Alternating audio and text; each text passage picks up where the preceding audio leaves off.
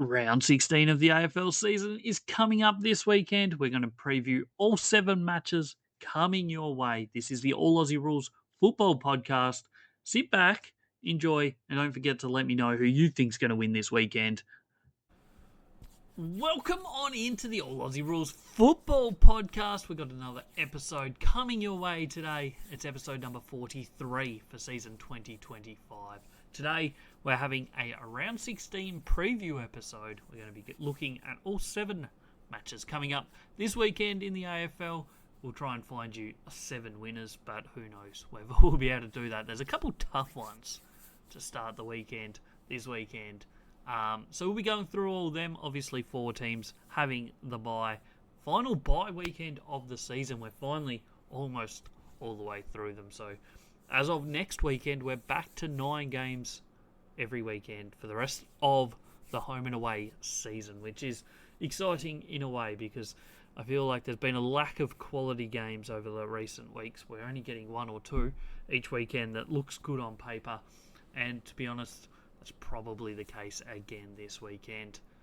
As always, don't forget to like, comment, subscribe, all of those things, depending which platform you're watching or listening to this on, whether that's Spotify, Apple Podcasts, or YouTube. Make sure you do follow the podcast, give the podcast a rating, all of those sort of things. Also, if you're not on the YouTube right now, head over there, check out some of the content over there. We're doing mid-season reviews on every team as they get to the bye, so we've almost finished. There's only 3 teams that currently are not complete or uploaded on the channel. They're Geelong, GWS and Essendon. Every other team is up, and those 3 will be up by the end of this weekend. So go check out all that content. Plenty of good content about how each team is going. So go check them out. Without any further ado, I think we just basically jump into the games. I don't think there's too much else to talk about right now. So let's get them going. And Thursday night is Port Adelaide Carlton. It's at Adelaide Oval.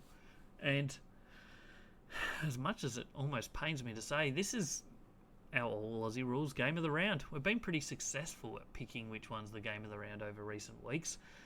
But we're going with this one because it's probably the most important game of the round in terms of, well, the loser of this is effectively done for the season. The winner gives themselves a chance, basically. Same can be said for Sydney on Friday night against the Doggies, but the Doggies have obviously got plenty of chances left in them. So I just feel like this one, it could go absolutely either way. I'm not confident in either team here. Both teams playing pretty poor football over recent weeks. Makes me think that it could go right down to the wire. It could be a blowout. It could absolutely ruin my streak of game of the rounds. But to be honest, there's not that much strength on the rest of the weekend. Maybe the Friday night game was the only other one that could potentially challenge this one for game of the round. It's not the best weekend of football. There's just no two ways about it. It's just how it is. So yeah, Port Adelaide Carlton Thursday night. It's going to be Port Adelaide starting reasonable favourites in this one. Teams have not been announced as of yet. They're going to be announced about half an hour after I finish recording this episode. So there's talk today that Paddy Cripps is unwell and that they're quarantining him away from the rest of the team, but he's also planning on playing still, so we'll see how that plays out. That will certainly throw a spanner in their works. I mean, he obviously hasn't been as good as he was last year, but he's still been pretty good overall. So we'll see how that plays out, whether he gets up for the game or not. 2 teams that are not travelling well. That's pretty much the long and the short of it. You look at how they're going at the moment. Port Adelaide came out of the bye pretty well. So they've played 3 games back since their bye. And they won the first 2, GWS, and it was a good win. Then Melbourne.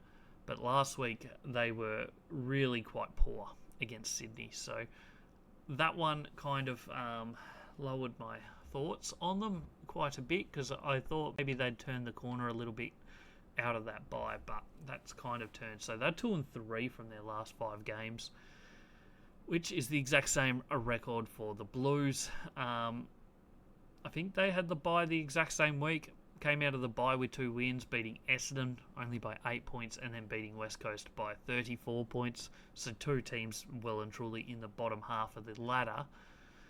And then they came out last week and looked okay for the first quarter. But after that, they kind of got punished over the second and third quarter before turning it on in the fourth quarter and making it look respectable. But they were absolutely blown away by 3-quarter time against North Melbourne. So it's hard to see a world where either of these teams are competitive enough to play finals this year, just based on what we've seen so far. A look at the history of these 2 teams.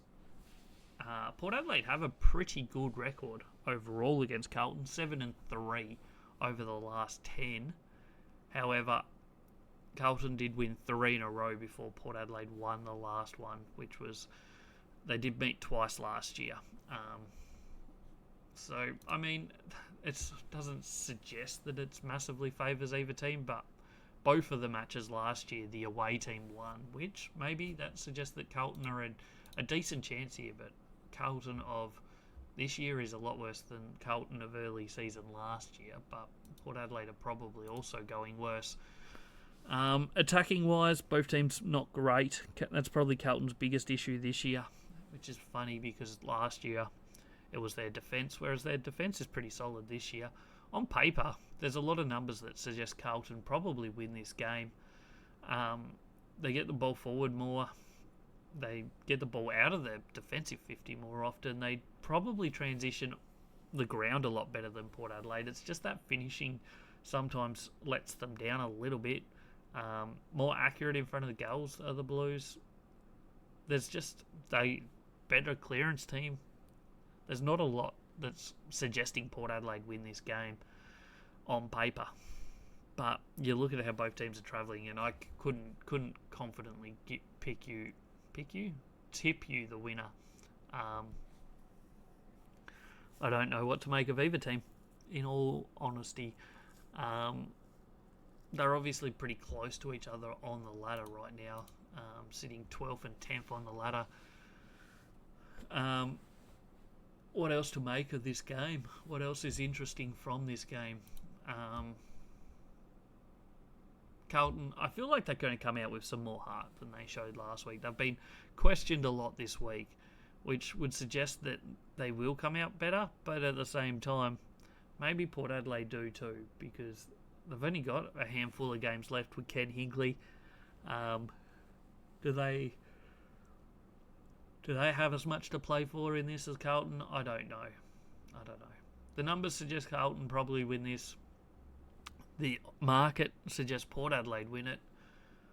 At the moment, I'm sticking with the market and going with Port Adelaide, but I'm not confident at all. Not even in the slightest. So I think that's basically all we have to talk about for this game. It's one that I think it's just going to be the team that executes on the night, the one that shows up, because I think both teams are pretty poor, not in the best form, and I think at the end of the day it's just going to come down to whichever team shows up on the night and converts their opportunities, because that's been the number one issue with a lot of teams this season, is conversion, kicking straight in front of goal. So that's going to be an important factor here, I have no doubt. So I'm going Port Adelaide at the moment. Whether I change my tip before the start of the round, entirely possible. But at the moment, we're going with Port Adelaide. Moving on to Friday night football. This is another important game, probably the second most important game of the round, because just like the one before, Sydney lose this, it makes their chances of playing finals pretty almost, it's not impossible, but very, very difficult. Whereas if they win this, they all of a sudden keep their season alive. They're playing the Doggies at the SCG, Friday night football. Doggies are going to go in favourites, which isn't going to surprise anyone. They're playing some really, really good football lately. But Sydney did look a lot better on the weekend. So we'll see how that plays out in this matchup. But it certainly suggests that maybe this will be a cracker. looking at the form of both teams, once again, just like the last one, both teams are 3-2 over the last 5 weeks. So pretty similar records. Sydney only had the one game out of the bye so far, and that was the win against Port Adelaide last week. The week before the bye, they beat Richmond. Got smacked by Adelaide last time they played at the SCG, which was now almost a month ago. But that was a dark, dark day for the Swans. So they'll be hoping to forget that and turn it around this time at the SCG. Before that, they lost to Melbourne, and 6 weeks ago, but 5 games ago, they beat Carlton at the SCG. The Doggies, similar sort of story in a lot of ways. They have been a little bit up and down. They've won their last 2, though, against low-ranked teams in Richmond and St Kilda, but they absolutely punished them both, kicking over 20 goals both times, conceding just 8 goals in both of them. Before that, 22-point loss to Hawthorn, which was not their best performance, in all honesty, but that was straight out of the bye, so you kind of do forgive that one a little bit. Before the bye, they lost to Geelong down at the Cattery. Once again, total forgive against one of the top teams at their home ground. Sometimes you've got to accept that you're going to lose some of them here and there. And then the week before that was their absolute domination of the Bombers. So an interesting 5-week stretch for both teams, 3-2 overall. The Doggies are only 2 games ahead of Sydney, 2 games and percentage, which is crazy to think because the Bulldogs have certainly been a much better team than Sydney across the season so far. That's why this game's so important, because it is basically a 2-game swing on a team that at the moment is towards the bottom of the 8 to a team that's trying their best to get back towards the 8. So it won't get them fully back into contention, but it certainly will keep them within striking distance of those teams that at the moment they will need to fall over if Sydney are to make the finals. History of these 2 teams, 6-4 in favour of Sydney across the last 10. The Doggies did win the round 20 matchup last year, whereas Sydney won the round 11 matchup earlier on in the year. So, interestingly enough, that was the away team once again, just like our previous match between Carlton and Port Adelaide. The away team won both the matchups last year. Back in 2023, it went to Sydney by 2 points in a Sydney home game. So, certainly have no qualms about Bulldogs playing in Sydney. They've won quite a few games up in Sydney over the last few years, I believe.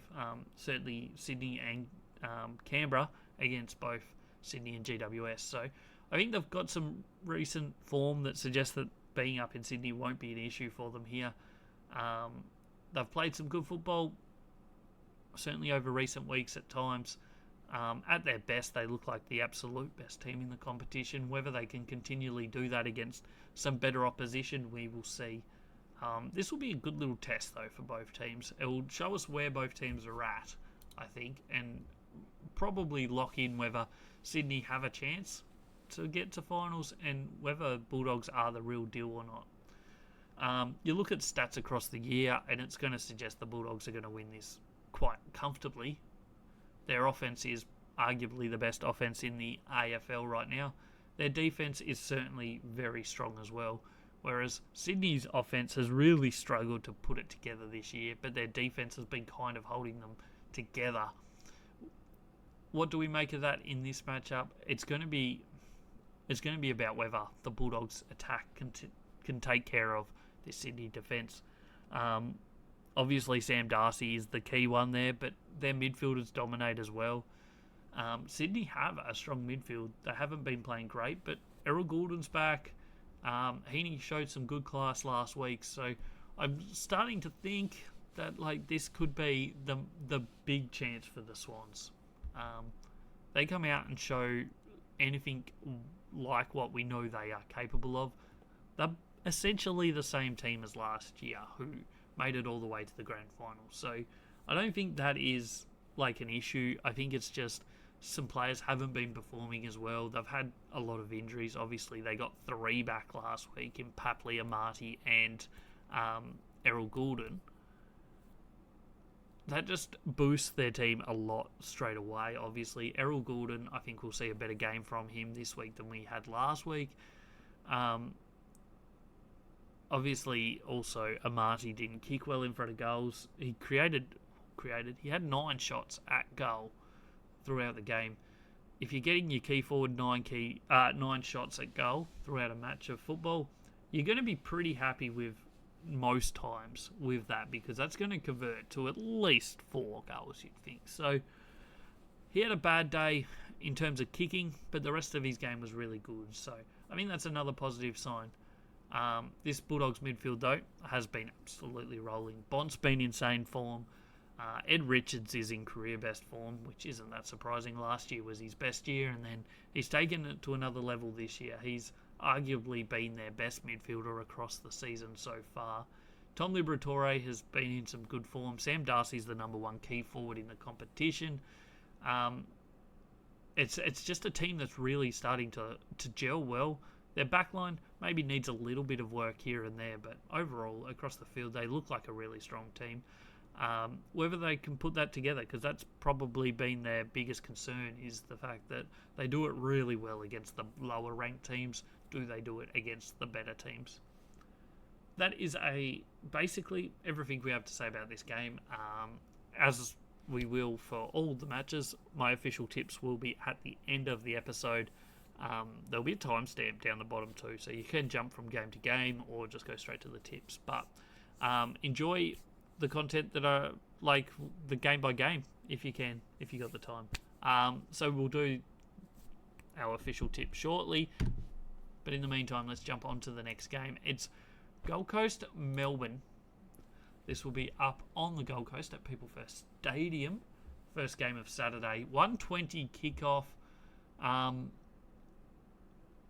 Should be a game that you'd think on paper looks like it should go one way. Whether that's the case or not is a completely different story.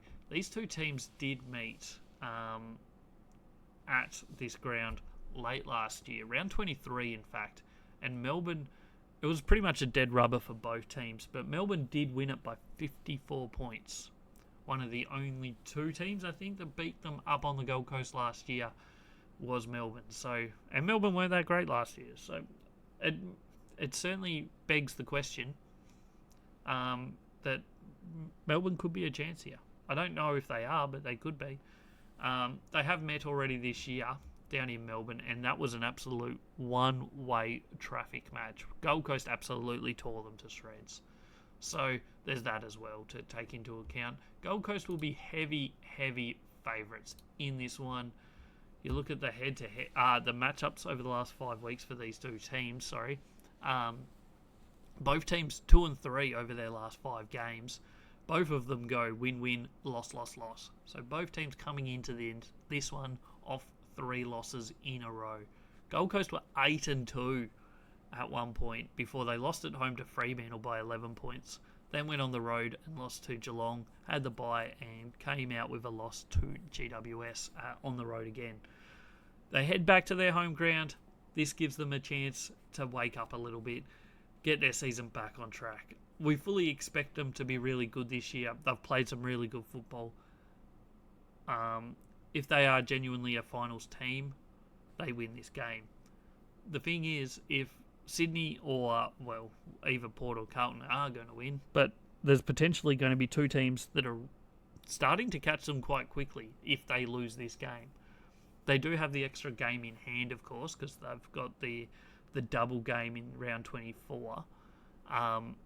But it's at that point now where they need to get a win just to get their season back on track. And to be honest, on paper, this looks like the perfect opportunity. The 5-9 Melbourne Demons, who have also lost their last 3, this is a good chance for them. It's funny because Melbourne's season 4 weeks ago, was starting to look like it was shaping up that maybe they were still a chance for finals. They beat Brisbane up at the Gabba by 11 points. Then they beat the other grand final team from last year by 43 points in Sydney. And the next week they were going to have St Kilda. Well, they did have St Kilda, who is another team that's quite low on the ladder. That was their opportunity in Alice Springs, and they blew it. They kicked 7 goals, 21, kicked themselves out of the game. Whether they would have won or not would have been close, but they would have given themselves a chance if they had a kick straight. They lost that, and it was effectively season done, because then the following week they played top of the ladder. Collingwood lost by a point, and then last week, 2 weeks ago now, sorry, 10 days ago from when I'm recording this, they obviously had the bye last week.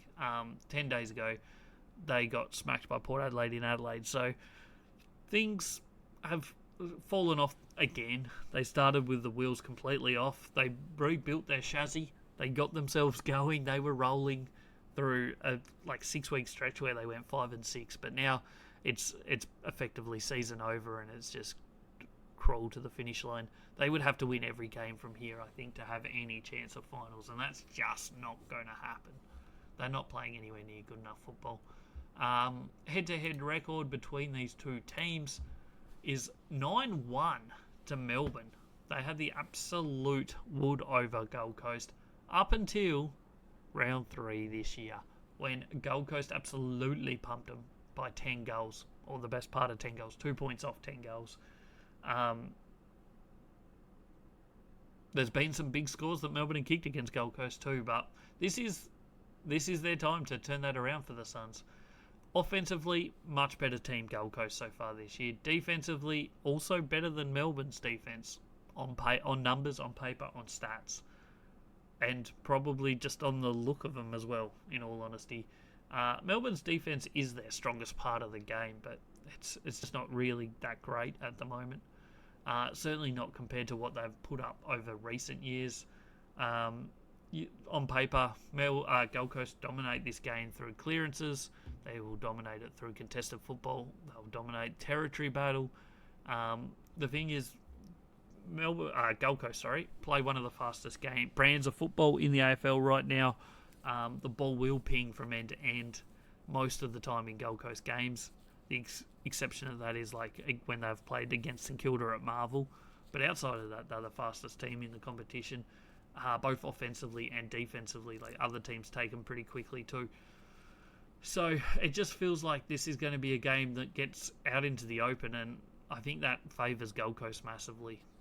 In all honesty, I can't see a way that Melbourne keep up with them. I know they have some gun players in the midfield that are playing some good football, don't get me wrong. Petrarca, Max Gawn, Pickett, Clayton Oliver's even putting together some good numbers, but overall I think just it has to go the way of Gold Coast here. It's hard to see a world where Melbourne are genuinely competitive unless Gold Coast underperform. That's how I see this one. Moving on to the next game. It's Saturday afternoon at Utah Stadium down in Launceston. Hawthorn, North Melbourne. These two teams did meet last year at this ground, and it was an absolute stinker. It was the last time these two teams met. Hawthorn won it 26 goals, 14, 170 to North Melbourne's 7 goals, 4, 46. Absolute demolition. I was at that game and it was rough. There was light drizzle all day, but what Hawthorn did that day was just absolutely menacing towards North Melbourne. They absolutely bullied them. Yeah, it was a nothing game for North Melbourne. It meant nothing. They were down the bottom. And Hawthorn were trying to play themselves into form for finals, but it was just one-way traffic and an absolute demolition.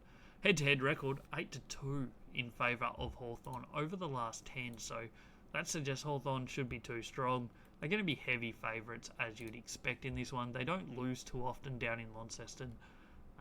They have a pretty good record down there, so I would imagine that this is probably going to go that way as well. Recent record of both teams, Hawthorn, obviously 9-5 for the year, 5th on the ladder. Really good opportunity here to get their 10th win of the year and be one of probably 6 teams, maybe not quite 6, but 4 or 5 teams that are going to be on 10 wins after 15 rounds. They're coming off the bye. Before the bye, they played in Launceston as well. That was against Adelaide. 3-point win. There's been a lot of media attention on that game, but they got the job done. They were behind most of the day, but they won in a poor kicking game from both teams. Before that, they beat Bulldogs by 22 points, which was a really good win because they'd been in some bad form before that. They got beaten by 51 points by Collingwood. They lost by 33 points in Melbourne against Brisbane, and they lost by 8 points to Gold Coast up in Darwin. So the last 2 weeks before their bye just steadied the ship a little bit, got them back into some form, and now it sets up their back half of the season really nicely. Meanwhile, North Melbourne have probably put together their best 6-7 week stretch they've probably had in 4 or 5 years, to be completely honest with you.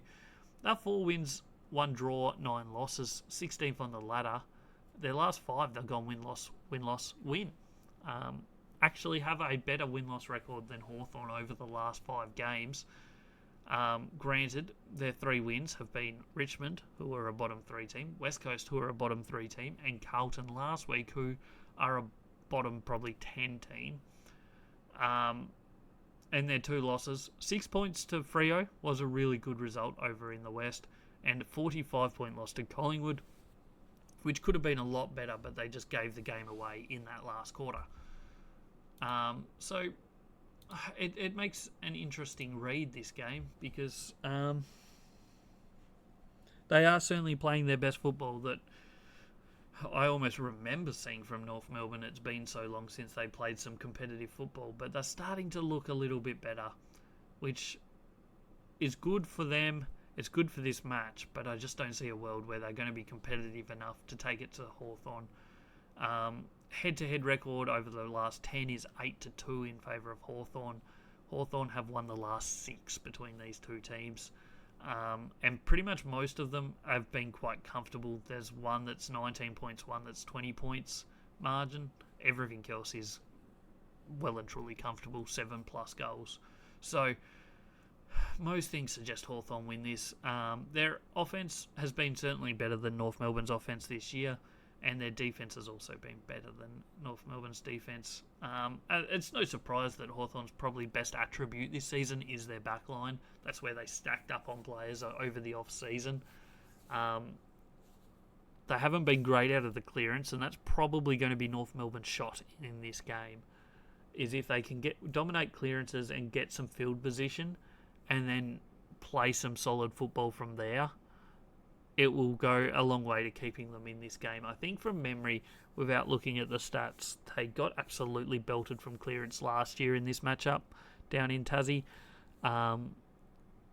Whereas this year, I feel like they've been a much better clearance team, and Hawthorn's clearance game has been quite poor across the year.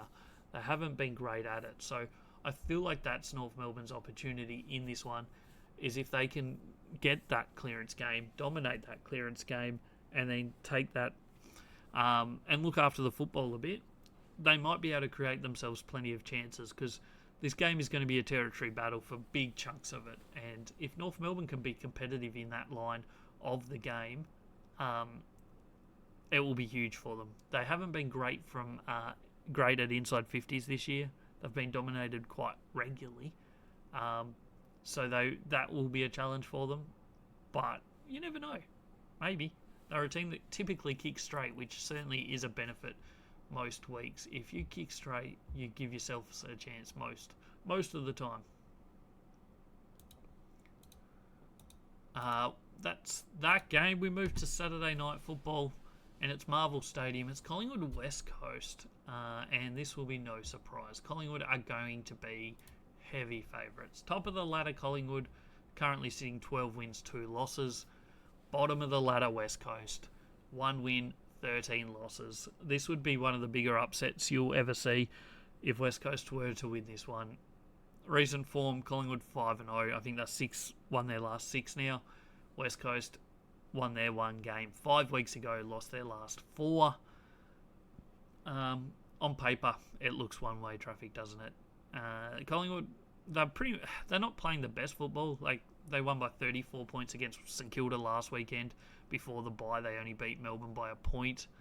But you go the week before that, they beat Hawthorn by 51 points. So they bring it out when they need to, it seems, and when they don't need to, they kind of just cruise, which has been enough so far this year to get past those teams. Probably the person that's most looking forward to this weekend is probably Nick Dacos, I reckon. For once in the last few weeks, he's potentially going to be playing without a hard tag on him. I can't see the Eagles tagging him. I don't even know if they really have a dedicated tagger that's competent enough for it. Maybe they do. Maybe we'll find one this weekend. But he's probably breathing the biggest sigh of relief because he might get some freedom this week, and we'll see how that plays out. Whether they do tag him or not, who knows? Obviously, this is their first time playing him with the new coach. They met last year, round 9, same ground. Collingwood won it quite comfortably, 66 points, 103 to 37. I was at that game as well. It was pretty much what you'd expect the game to be. Pretty one-way traffic. Pretty much controlled throughout most of the game by Collingwood. Historically speaking, the last 10, it's 5-5. That goes all the way back to the 2018 grand final, obviously, when West Coast beat Collingwood. Since then, Collingwood have won the last 2, but in 2022, West Coast actually beat Collingwood in round 4. That was a year that Collingwood played finals and West Coast did not. So that's interesting, I guess. 2021 was a bad year for both teams. 2020 was the last time that both teams were competitive. That was they met in the 2020 elimination final. Collingwood won it by a point. So 5-5 head-to-head record. Collingwood have won the last 2 quite convincingly, kicking over 100 points both times, conceding 8 goals and 5 goals. So I think on paper it looks one-way traffic. You look at most stats here, Collingwood's offense going pretty well for a team that doesn't have any superstars in that forward line. Jamie Elliott's obviously playing as one of the best forwards in the competition at the moment, but they don't have any real superstars. They just have a lot of role players that all play their game, and it kind of works for them. Their defense has been super this year, there's no doubt about it. It'll be interesting to see how that goes this week. Maynard does come back in, which is a big in for them, but they are losing Billy Frampton, who has been playing fullback for them. So that'll be interesting to see how that plays. Obviously, West Coast are missing a ton of players. Elliot Yeo, Jeremy McGovern. There's a whole range more of them as well that I'm just not thinking of. Waterman. There's another one, Oscar Allen. There's probably another couple as well that I can't even think of off the top of my head. But they're missing a lot of players, and it's just hard to see a world where they're going to be competitive. Neither team is especially good at clearances, but certainly Collingwood are better than West Coast on numbers. Inside 50s, Collingwood, once again, not a team that have dominated inside 50s this year. They do dominate the territory of the ground. They just don't tend to dominate the inside 50 count too much. And that's mainly because when they go in, they tend to score. They tend to get goals. They tend to get shots most times. Certainly at a better rate than almost any other team. So that tends to help your inside 50 count when you're consistently scoring and you're not just going in, the other team bouncing it out, and then you're going back in and so forth. So I can see this being a game where Collingwood control the game from standard clearance, and then when West Coast get it, they're going to really struggle to move the ball. I think that's going to be their biggest issue, because when Collingwood bring that full frontal defensive pressure, it makes it really hard. So if that's what Collingwood bring, West Coast are going to find it tough to move it, I think. We move to Sunday. There's 2 games to go now for the weekend. First up, it's a Richmond Adelaide MCG Sunday afternoon football.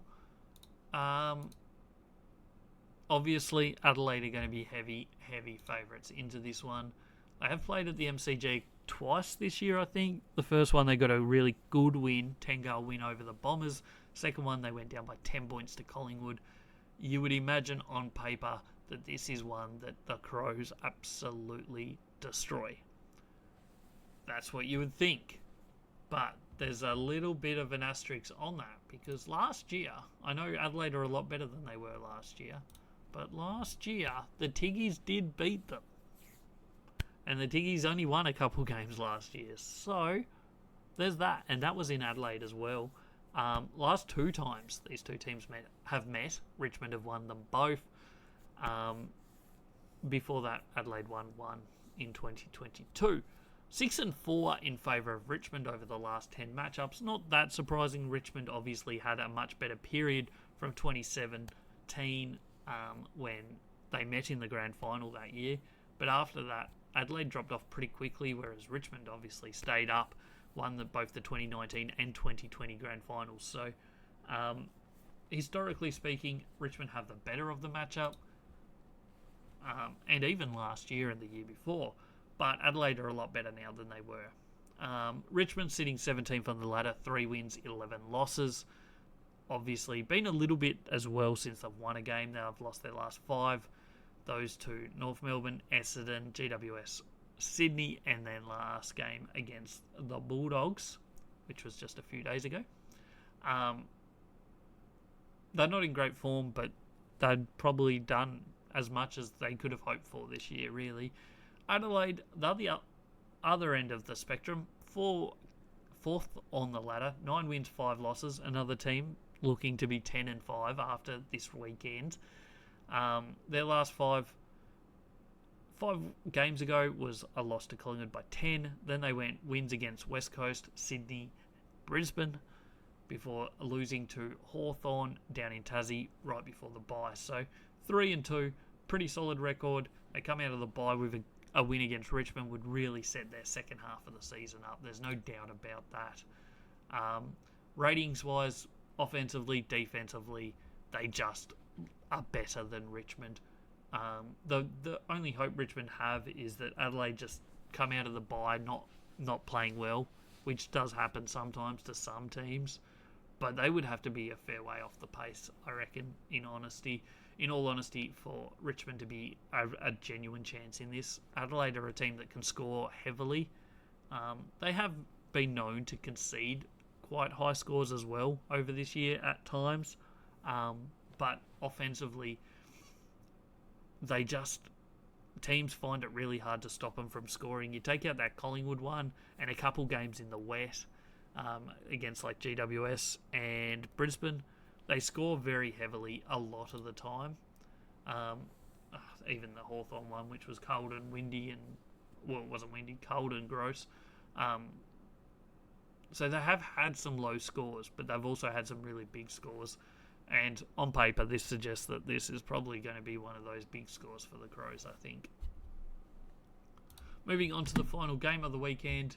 It's over in the West, as the AFL love to do a Sunday afternoon game in the West. It's Fremantle and it's St Kilda.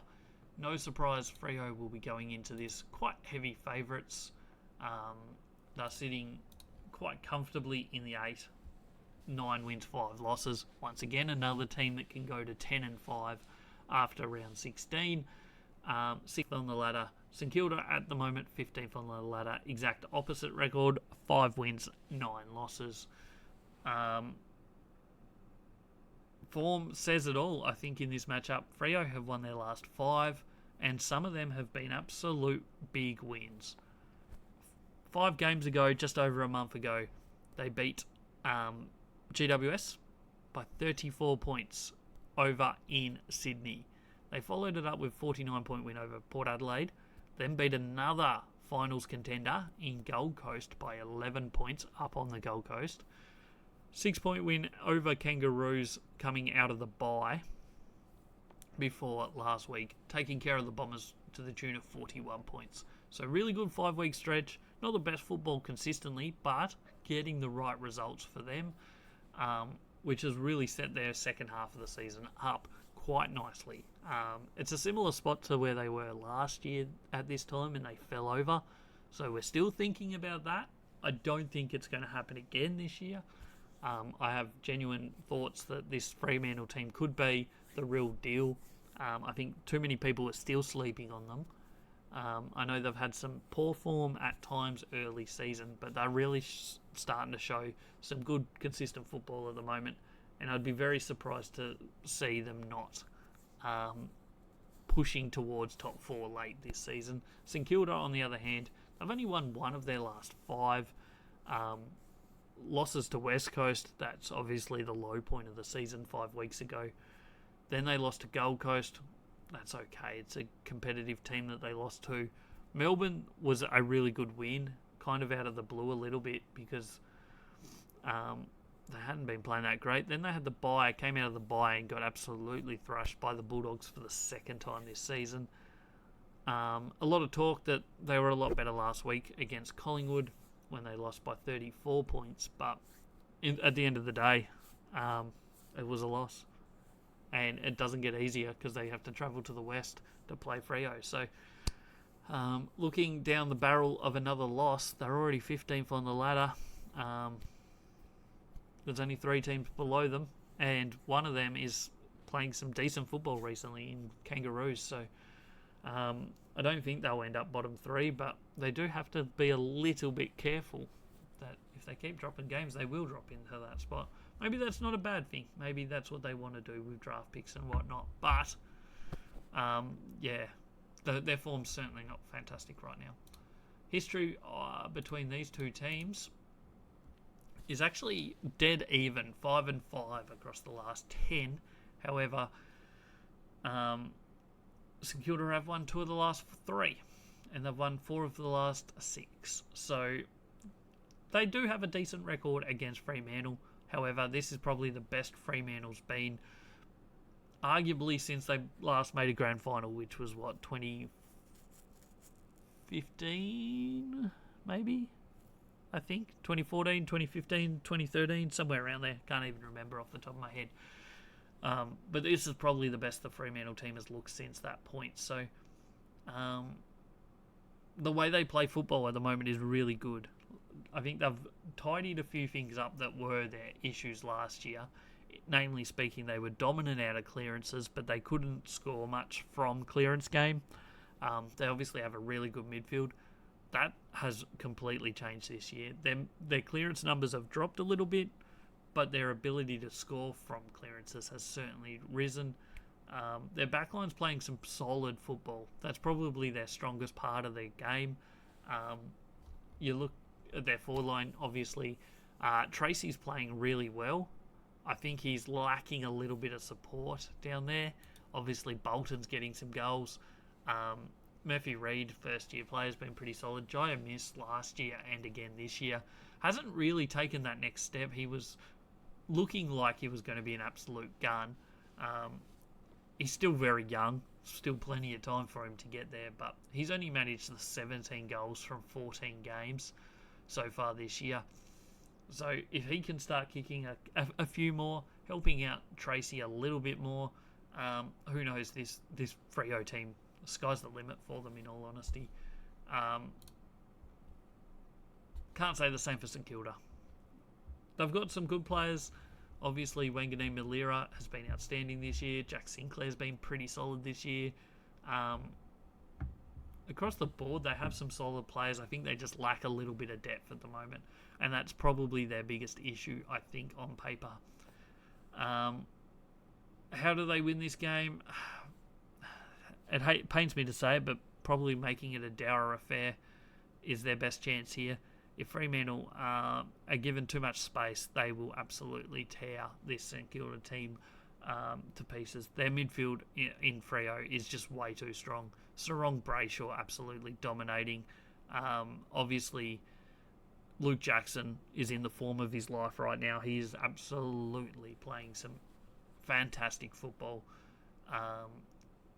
Give those 3 space, they're going to absolutely tear you apart. So it'll be interesting to see how that plays out on Sunday. But I can't see a way that St Kilda to win this game unless they make it a dour affair, which pains me to say because I hate watching St Kilda when they do that. But maybe that's their best chance. So that's all 7 games coming up this weekend. Obviously, that means there's 4 teams having a bye. Brisbane, Geelong, Essendon, GWS. Go check out the YouTube channel for the mid-season previews for those teams. Brisbane's already on the channel. Geelong will be up on Friday, GWS on Saturday, and Essendon on Sunday. So go check them out. Go check out the rest of the other teams, because every other team has a mid-season review on there as well. Don't forget to check out the social medias. We tweet Team of the Weeks, Instagram Team of the Weeks every week. They go live on Tuesdays. We do a rookie report every week as well on Instagram, so go check that out. Gives you a little look into the Rising Star race and who I have leading that at the moment. We do Brownlow leaderboards and MVP leaderboards. We tweet about games on Twitter. TikTok, we do post-game 60-second video on each match, so go check them out as well. I'd appreciate every little bit of support. This is the All Aussie Rules Football Podcast. I hope you've enjoyed. We haven't finished just yet, though, because we're going to jump into my footy tips in just a second. But make sure you hit that like button, hit that subscribe button, or the follow, depending on what platform you're on right now. Let's check out my tips. For this weekend, it's Port Adelaide against Carlton, and I'm going Port Adelaide at the moment by 13 points. That could well change come tomorrow based on depending on teams and depending on a few things. Teams have actually been announced. I thought they weren't going to be announced till after I was done, but we can quickly run through the team. Aliir, Logan Evans, Hugh Jackson, Travis Boak, all coming in for Port Adelaide, so they're making some fast changes. There's 4 of them. Out goes Mead, Finlayson, Ryan Burton and Christian Moraes. Over on the other side of the table, Carlton, 2 debutants coming in. They are Billy Wilson and Flynn Young, both coming in for debut games. Coming in as well, Jordan Boyd and Lewis Young. Meanwhile, out goes Corey Durden, Mark Pittenay, which I think is a good choice based on the fact that De Koning plays so much better as solo ruck. Jackson Binns and Matthew Carroll. At the moment, I'm tipping Port Adelaide by 13. Whether I change my tip for my actual tipping before the game starts is still up for debate, but we're going Port Adelaide by 13 at the moment. Bulldogs by 21 over Sydney. I think they're just playing too good of football at the moment. I think Sydney are going to show us quite a bit over the remainder of the season, but this is not an easy game for them. Gold Coast by 27 over Melbourne. They should be way too strong, I think, for Melbourne on a Saturday afternoon. Hawthorn should be way too good for North Melbourne based on what we've seen. I know North Melbourne are playing a lot better football at the moment, but I just don't see where they're competitive enough for this Hawthorn team. I've got Hawthorn by 35. Collingwood should be way too good for the bottom of the ladder West Coast Eagles. I've got them by 52 points. Adelaide should be too good for Richmond. I've got them to the tune of 45-point winners. And then Fremantle will round out the weekend with a win by about 5 goals over the St Kilda Saints. That is a wrap on this episode. I hope you've enjoyed. As I said, go check out all the socials. It's All Aussie Rules everywhere.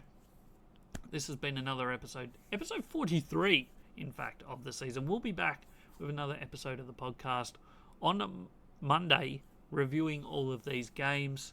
AFLW season's getting close as well, so that content won't be too far away. I'm Jay. This is the All Aussie Rules Football Podcast. Hope you've enjoyed. Catch us on the next one.